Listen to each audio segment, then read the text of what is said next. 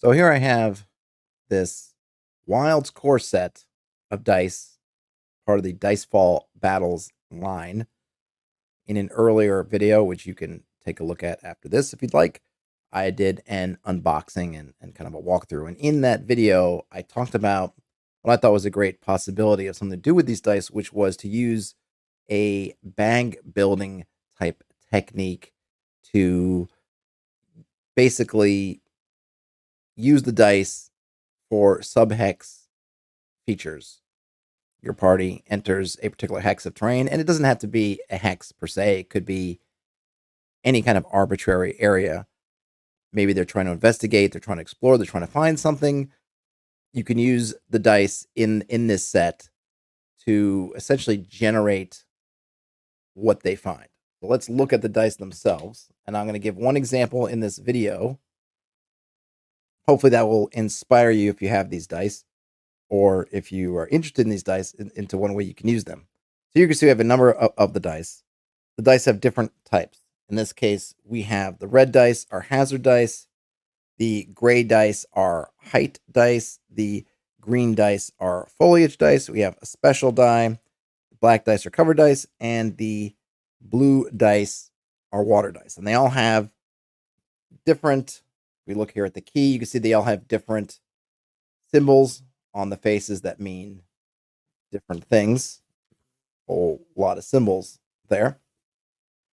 Now, what is bag building? Bag building is a mechanic that you see in board games, and it's a way of, much like dice, much like cards, a way of having a randomization element, but it can also be similar to cards, having a customization option. So in a game, it might be that you will get certain resources that are good cards, though you're more likely to use dice or chits or something else instead, and then you'll put them into a bag. And then on your turn, you will draw from the bag, and you might get something new that you just got. You might get something you already had. Potentially, you could mix good results and bad results, or good options and bad options, outcomes in the bag, and you pull it out, and you don't know what you get, which is a little bit different than, say, using cards.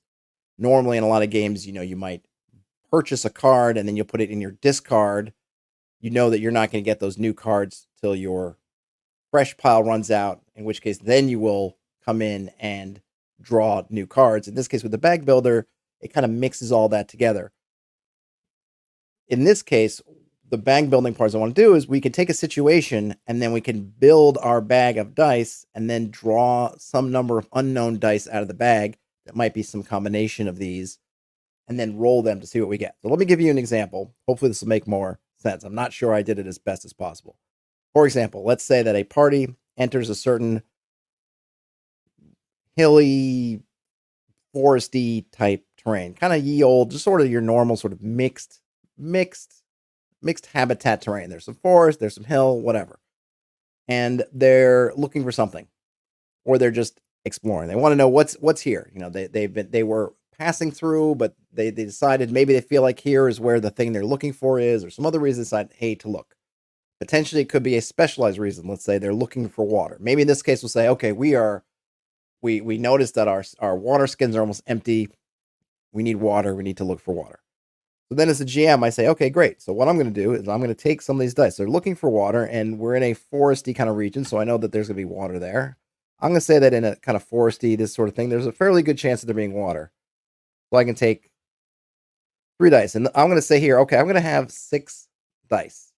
That means there's a 50% chance they'll find water during this exploration period, maybe even more than that, given what I'm going to do. And then I'm going to say, okay, there's some chances there is going to be some kind of rocky things. There's definitely going to be forest, so I'll put 2 forest in there. I definitely want some hazard. I want some special. And then, let's see. Yeah, throw in one of these cover dice. So here I've got 1, 2, 3, 4, 5, 6, 7, 8, 9. 9 dice in here. Maybe I'll add another. What's another one? Yeah, I'll add another. Call it 10. And I haven't sat there and gone through the probabilities. But out of these 10 dice, 3 of them are water, In this case, the party's looking for water, so that's good. So the final dice pool is this: 3 water, 3 foliage, 1 cover, 1 rocks, 1 special. Always got to have special, and hazard is a hazard. But I'm not going to roll all these dice. This is where the bag building part comes in. I'm going to take these dice, and I couldn't find a nice thematic bag to put them in, so I'm just going to use this floral bag. So I'm going to put them all in this bag. There we can see dice inside the bag. Now I'm going to pull this off, shake the dice up. I'm not going to look. I'm just going to pull out 3 dice, and I'm going to roll them. And look at that. This is approximately how they were laid out. I got something like this. Well, they didn't find any water, even though there was a fairly good chance. 3 out of the 10 dice were water dice. I didn't roll water. Now I can look at these. I can compare them to what we've got from the key. And, I would feel free to go off the key if something makes more sense, if the context is better, or you're just inspired by something. But here we can see that the special die is a corpse. Now I can look at these relationships, and I could use the left. I can use it all 3-dimensional. I could say, okay, here is a body, which is they're going to come on first. It's going to be kind of maybe if they're moving, say they're positioned here. This comes first. I could talk about how they're going. I could just use it. I could just have this as near, medium, far distance, or the beginning, middle, end of this particular round, let's say, or turn of searching. But they're going to find a corpse, and then there's a single tree, and then what's this other one? Looks like it is a trapped tree. So I can put these spatially away from each other, or, right, because the context just makes too much sense, the trapped tree, the corpse, these trees all work together so that they run across a small grove of trees. One of the trees that's a little bit set apart seems to perhaps it could be vines if we want to say it's a natural sort of trap. Perhaps it is a trap that's been made by some kind of intelligent creature. Whatever it is, I could think about that. But within that trap is a corpse. So that is what they found. They went out looking for water, and they found that instead. So the party deals with that, let's say. Then they want to continue searching. They really need that water. They can't stop. Now, there's a couple of choices here. I want to put the special back in the bag because I always want there to be a chance of special stuff coming out. But I can say that they basically covered this ground. So I'm going to take these 2 dice, and I'm going to omit them from the bag. It's not going back in the bag. So I have my bag, which now has 7, putting that back in, 8 things in it. So now we've increased the chance that we're going to get that water. Now, what do we get? I can see here we got water. There's something like, move this down, something like this. Now, I want to go back to the key just to take a look. It looks like we've got some kind of stream in terms of the water. Yep, we've run across some kind of water course, some kind of river.